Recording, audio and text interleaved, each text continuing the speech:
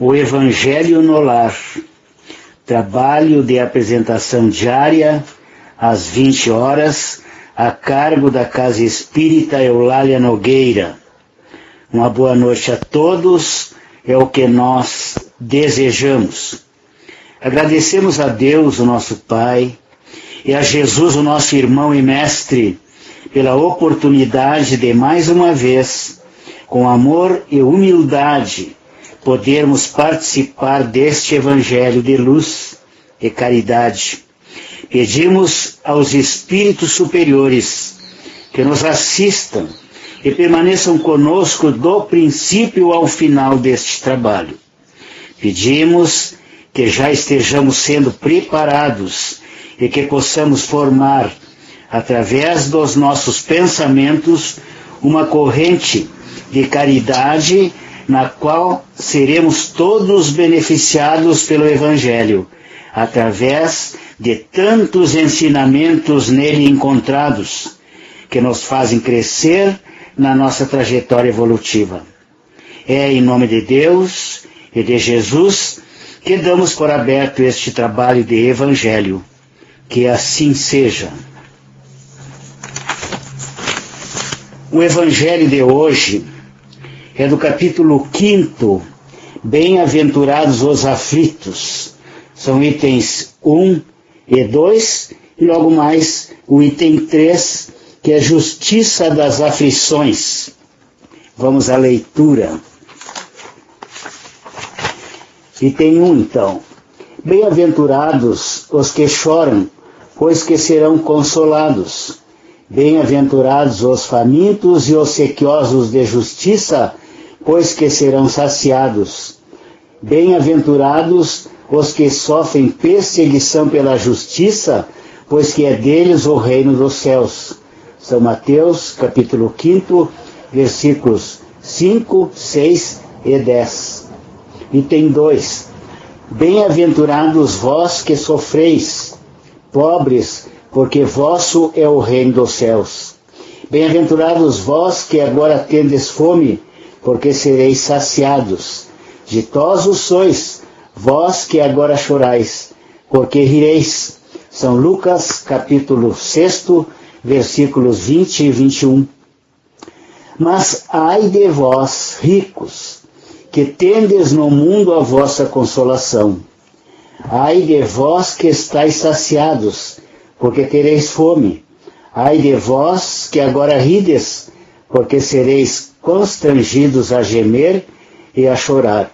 São Lucas, capítulo 6, versículos 24 e 25. Justiça das aflições, item 3. Somente na vida futura podem efetivar-se as compensações que Jesus promete aos aflitos na terra. Sem a certeza do futuro, estas máximas seriam um contrassenso, mas ainda seriam um engodo. Mesmo com essa certeza, dificilmente se compreende a conveniência de sofrer para ser feliz. Dizem, para se ter maior mérito. Mas então, pergunta-se, por que sofrem uns mais do que outros? Por que nascem uns na miséria e outros na opulência, sem coisa alguma haverem feito que justifique essas posições? Porque uns nada conseguem, ao passo que a outros tudo parece sorrir?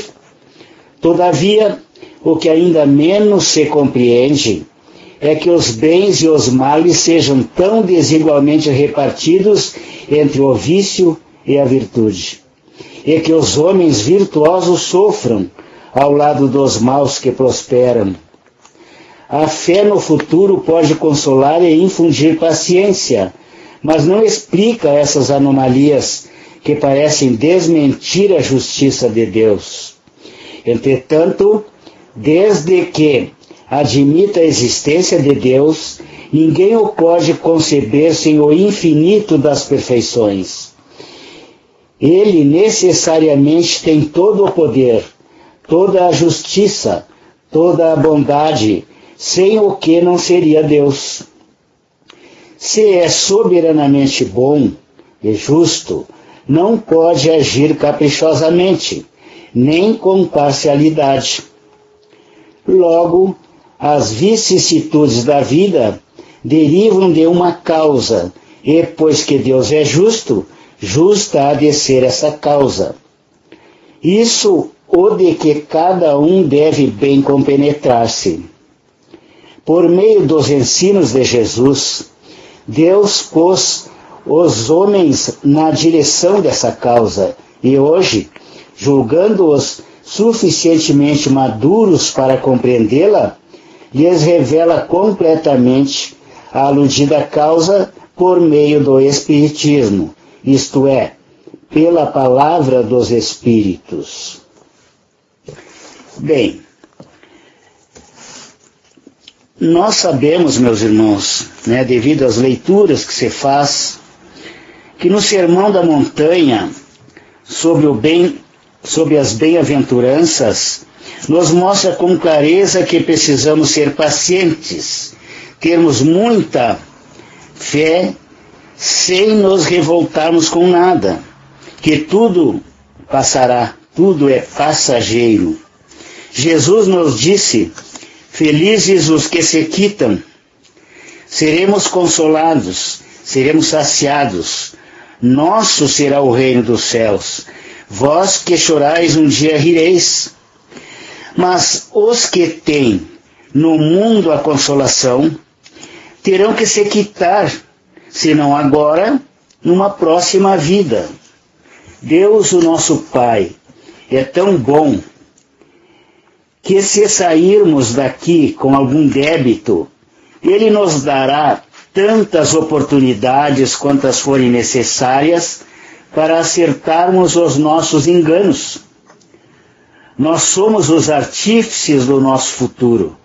Derivam das nossas próprias obras, do nosso pensamento, das nossas palavras, como das nossas ações, tanto no bem como no mal.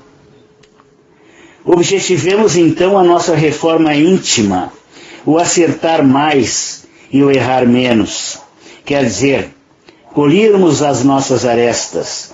Tenhamos fé, meus irmãos, e esperança. Um dia seremos anjos.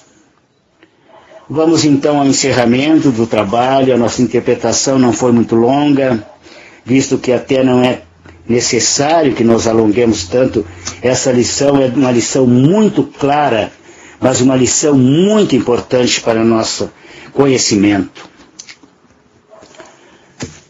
Vamos agora, meus irmãos, elevar novamente os nossos pensamentos, sempre nos ligando a Deus, o nosso Pai, a Jesus Cristo, nosso Mestre, e aos amigos espirituais que nos assistem.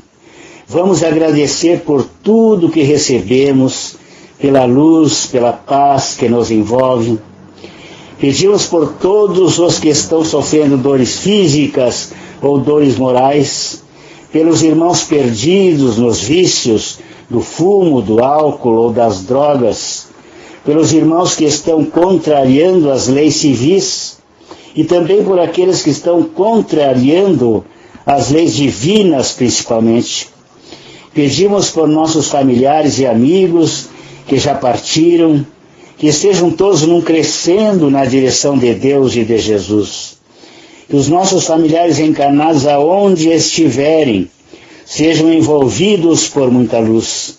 Pedimos por todos nós que estamos ligados através desta prece, possamos ser atendidos, tratados nas nossas necessidades mais prementes. Pedimos com fé pela magnetização das nossas águas, águas que temos em nossos lares, que em nome de Deus e de Jesus sejam magnetizadas, energizadas e se tornem medicamentos para nossos tratamentos e até as nossas curas de todos os males, tanto físicos como espirituais. Pedimos, em final deste processo de Evangelho, que a paz de Jesus permaneça em nossos corações. E pedimos pela nossa casa espírita que ela continue sendo um foco de luz, onde tantos irmãos encarnados e espíritos desencarnados ali vão se abrigar, receber o conforto espiritual e até o conforto, o tratamento físico para as nossas imperfeições. Tenhamos todos, então, uma boa noite e que assim seja. Pedimos em tempo que a paz de Jesus Cristo permaneça em nossos corações. Que assim seja. E está encerrado o nosso trabalho.